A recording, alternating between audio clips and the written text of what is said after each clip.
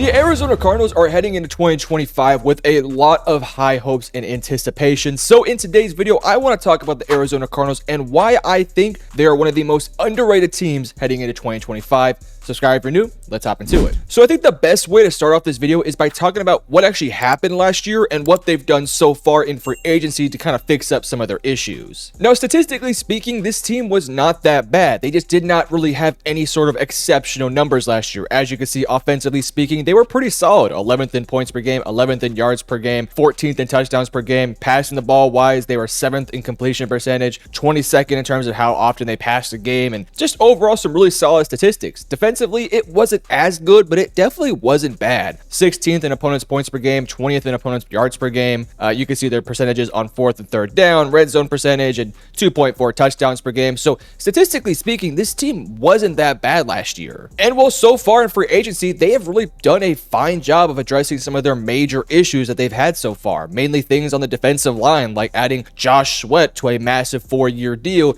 to pair him back up with Jonathan Gannon. Akeem Davis-Gaither on a 2-year deal to shore up your linebacking core. Dalvin Tomlinson to plug a big body in the interior of your defensive line. They also just brought in Calais Campbell, but it doesn't show that here as well. You get a backup quarterback in Brissett, and a backup tackle, and a backup receiver, and you re-sign a number of players. So now as we enter into 2025, I truly do believe that this Cardinals team has addressed some of their most pressing issues from last year. You see, last year this team really struggled in a couple of things. On the defensive side of things, it was just getting to the quarterback and maybe just a lack of general talent on the roster, especially like veteran talent. You feel like the secondary is not too shabby, and we'll kind of go into detail about each player here in a little bit, but the secondary wasn't too bad last year. They just really couldn't put too much pressure on the quarterback. And then offensively speaking, it was just kind of an inconsistent offense all season, primarily because Kyler can sometimes be up and down, and not to mention Marvin Harrison Jr. didn't really have the greatest rookie seasons, but we all anticipate him improving. But again, in this offseason, I think they addressed some of their major issues, and now as we look towards their future, it's not looking too bad. Really quickly, I want to look at their depth chart. We'll start off with their offense first because their offense is basically the exact same from what it was last year. Admittedly speaking, I do think this offense does need some upgrades, and I think they will do so in the upcoming draft, whether it is some offensive line help or adding another receiver next to Marvin Harrison Jr. I do think that those are big time needs for this team. If we focus on the offensive line, I think it's probably just like a really good right guard or maybe another young offensive tackle to pair next to Paris Johnson. In terms of a receiver, you have a nice trio of receivers, but you really don't have like a go-to second option.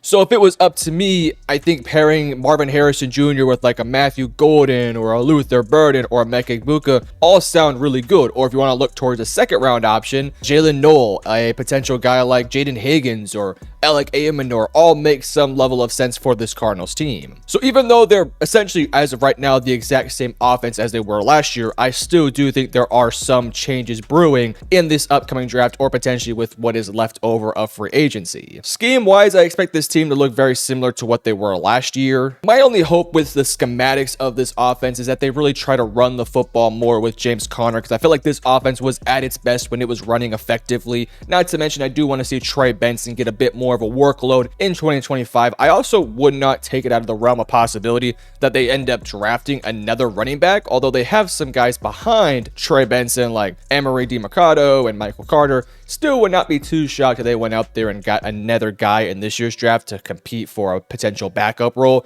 Just kind of throwing that out there. But if the running back room is the same as it was last year, which I think is totally fine, then I definitely do want to see a little bit more of Trey Benson involved in this offense. So that way you do have that nice combination of a bruisier style back like James Conner and a more shifty speedster like guy like Trey Benson. I think that could really be a nice foundation to work with on your offense. Again, I think there's some things that need to be patched up with the receiving core, with the offensive line, but as a baseline, I still think this offense is looking really good, especially if they can find some consistency from last year. However, I think the most upgrades was really the defense on this side of the ball here. I mean, you bring in Josh Sweat, who can be a legit pass rusher. Calais Campbell, Dalvin Tomlinson really add two awesome veterans in this interior of the defensive line. Akeem Davis-Gaither adds a big body middle linebacker to pair next to Mac Wilson and Baron Browning. And in the secondary, you're running back basically the exact same team, but you're hoping a guy like Max Melton can take a step forward next year. So the way I view this defense is I think it's a better unit from what it was last year, which is obviously what you want to hear from your roster. I think there are still some potential needs on this defense. Like I think maybe an opposite pass rusher to Josh Sweat, but at the same time, you're hoping that Zaven Collins or Justin Jones or Jay Ojulari can stay healthy, or Darius Robinson, your first round pick last year, can all either take a step forward or somehow burst out and play opposite of Josh Sweat, because I think there is depth there. It just really could use like a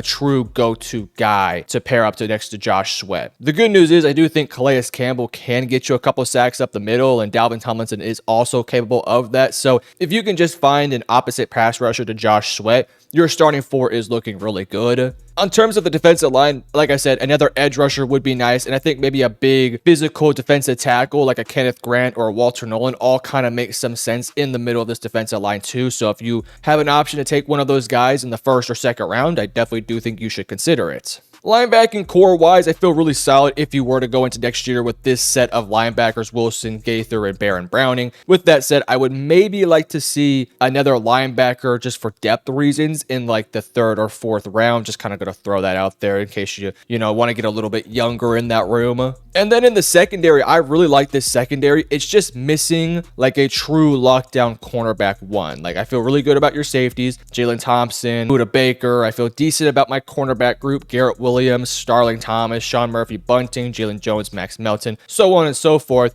I would just really like to see like a true lockdown corner. There's kind of a reason why Will Johnson is the popular pick for the Cardinals, because he would kind of fill into that CB1 role, and then everyone else can kind of fill their spot on this defensive back room. And I think it makes a lot of sense. If anything, I think that should be what they ultimately try to go after. So what's kind of nice about this Cardinals team is a few weeks ago prior to free agency, it was almost as if the Cardinals were set in stone to take defensive line. Like they almost felt like they had to get an edge rusher or had to get an interior defensive lineman. But now it's kind of like this team actually has legitimate options and ways to go. They're not necessarily stuck having to just take one position in the first round. They have a variety of ways they can go in the first round. They could go receiver in like a Matthew Golden, Luther Burden, or Ted McMillan if he falls. They could go offensive line and pick up a Kelvin Banks or a Gray Zabel or a Josh Simmons or somebody along those lines to kind of fill in for that guard position or a future tackle. They could still go defensive line and add another pass rusher to Sweat, or add another interior defensive lineman so you get a little younger in that room. Or you could go out there and take a Will Johnson / Jahdae Barron or maybe a Maxwell Harrison in the first round to give yourself maybe a true cornerback one. A lot of the times you see these teams almost pigeonhole themselves into having to take a certain position on round one, and sometimes it does work out because a player might fall right into their laps that fills that need perfectly, but then sometimes the draft doesn't go their way and they end up having to reach on a player. We kind of saw that. I think one of the more famous examples of this, and it's one that I hold close to my heart, was when the Dallas Cowboys took Taco Charlton over TJ Watt, because the Cowboys were that desperate to find a pass rusher that they ended up reaching on Taco Charlton when they could have just taken what was arguably the best player on the board in TJ Watt. And obviously we all know how that panned out. TJ Watt's a multiple time all-pro level player, Pro Bowl guy, and Taco Charlton I don't even think is in the NFL anymore. So it's really a nice position for this Cardinals team to be at here, because now they're sitting in a spot where they have a variety of options in the first round. They really can't go wrong no matter what they end up picking up. Because even if they do decide to go with a receiver in round one, you still feel really good about this team in general in those other spots. It's just that you kind of can find an upgrade wherever you want it to. And this makes this draft for the Cardinals that much more interesting, in my opinion, because again, I kind of was getting bored with how often in earlier mock drafts that I was putting Kenneth Grant or Mike Green or Shamar Stewart inside this Cardinals roster. But now it's like I can kind of pick whoever I want, and it all kind of makes sense no matter who you end up taking. Sure, maybe I want a cornerback one. Okay, great. Will Johnson's on the board. Or, oh, Will Johnson's no longer on the board, but hey, Ted McMillan fell to us. Let's take Ted McMillan or Luther Burden or whoever. Or, oh, both those guys are off the clock. Let me go ahead and just take Kenneth Grant to shore up my defensive line. Or, wow, Mike Green fell to me in the first round. I'm going to take Mike Green to add next to Josh Sweat. Like, it's truly just that for the Cardinals. They're not really in a position where they have to trade up or trade down. They could just take whoever falls into their lap at whatever position they, I guess, want to fix in that first round, and just go with your big board. Go with who you think is the best player available. But with that said, like the title of this video does state, the Arizona Cardinals are an underrated team. I don't think that a lot of people are putting the respect that this Cardinals team does deserve out there when they're doing their way too early NFC playoff predictions. I kind of think and you guys can, check me if you think I'm wrong here, I kind of think the Cardinals are really close to becoming a playoff lock this year. Like, they were close last year, and I think they've really upgraded this defense, and I think this draft should kind of tell us where they are, because I think this Cardinals team is really starting to put the pieces together, and all I'm asking for is some consistency from this offense, and I'm thinking it's looking really good. Now, admittedly speaking, the NFC in general is pretty loaded with talent. Like, we'll go through each division here. The NFC East, I'm seeing a team like the Cowboys could potentially make a run for it. Eagles, Commanders are probably locks, and I guess we'll wait and see what the Giants do at quarterback, but I don't think they're going to make it next year. The NFC North, you could make probably a pretty fair assumption to say that at least 3, if not 4 of these teams, so the entire division, is probably all going to make the playoffs. I just think it's that likely. NFC South, I think there's really 2 legitimate contenders to potentially make the playoffs, and that's the Buccaneers and the Falcons. Obviously,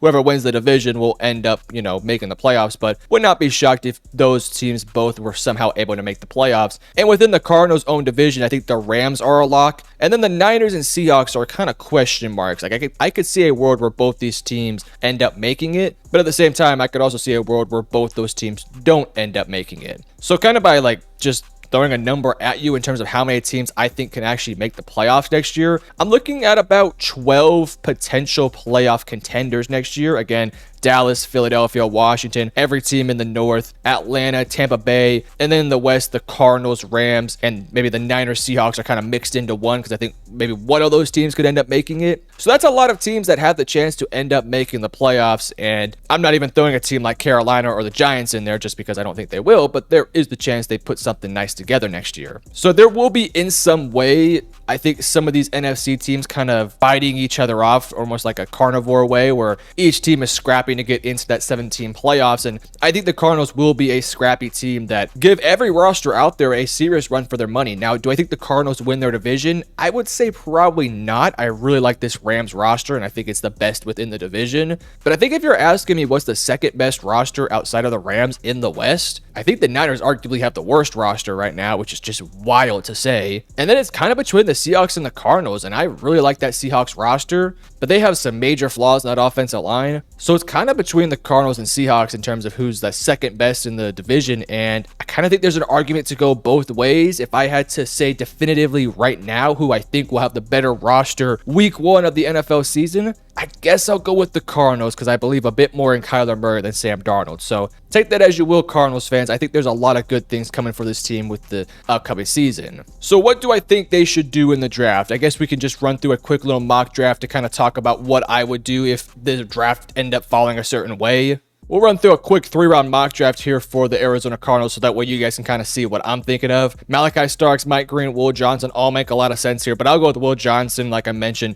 just kind of going best player available in one of my kind of slight positions of need, and I guess a cornerback 1 would be one of them. So we'll take Will Johnson here in the first round. Here in the second round, the board fell quite nicely, and I'm loving Jaden Higgins' value at pick 47. I'm a huge Jaden Higgins fan. Some other names I'd also consider Donovan Jackson, who's getting some first-round buzz. Not sure if he'll end up making it here to 47. JT Tuimoloau, I'm also a pretty big fan of. Carson Schwessinger makes a lot of sense. Kyle Williams, I'm a huge fan of. So we were going to go ahead and just take Jaden Higgins, because I'm a huge Higgins fan. 6'4", runs routes incredibly well, not necessarily a burner. Yes, there could be a level of redundancy between him and Marvin Harrison Jr., but I don't care. I think he's a fantastic player, a good possession receiver who just makes a lot of sense for this team. So I'll go Higgins here at pick 47. And here I am again at pick 78, and I think I would like to take an offensive lineman here, and I see Joe Savania, I see Wyatt Milam, I also did see Tate Ratledge here as well, who I wouldn't be opposed to taking potentially here as well. I guess if it was up to me, I would probably go ahead and take Tate Ratledge just schematic-wise. So we'll take Tate Ratledge to pair at guard there next to what they already have. So as you can sort of see, like, the Cardinals can kind of do whatever they want in the first round. Like, they are not set in their ways of having to take a certain player. The board fell a certain way, so I took Will Johnson. The board fell a certain way, and I love Higgins, so I took Higgins. The board fell a certain way, and I like Tate Ratledge, and it just made a lot of sense. So that's kind of what the Cardinals can do in this upcoming draft. So again, I think this Cardinals team is going to be a really good roster in 2025. I think they're one of the best teams out there in the NFC, just roster-wise. I love the moves they made on defense with Calais, Dalvin, Josh Sweat, Akeem Davis-Gaither. Just think it's a few pieces away that I think they can address in this year's draft. And I think this Cardinals team is going to be underrated next year and potentially a top-tier playoff contender when it's all said and done. But per usual, you guys let me know in the comment section below, what are your thoughts on this Arizona Cardinals team? Do you guys think they will make the playoffs next year? And if not, give me a reason why. Love you guys. Peace.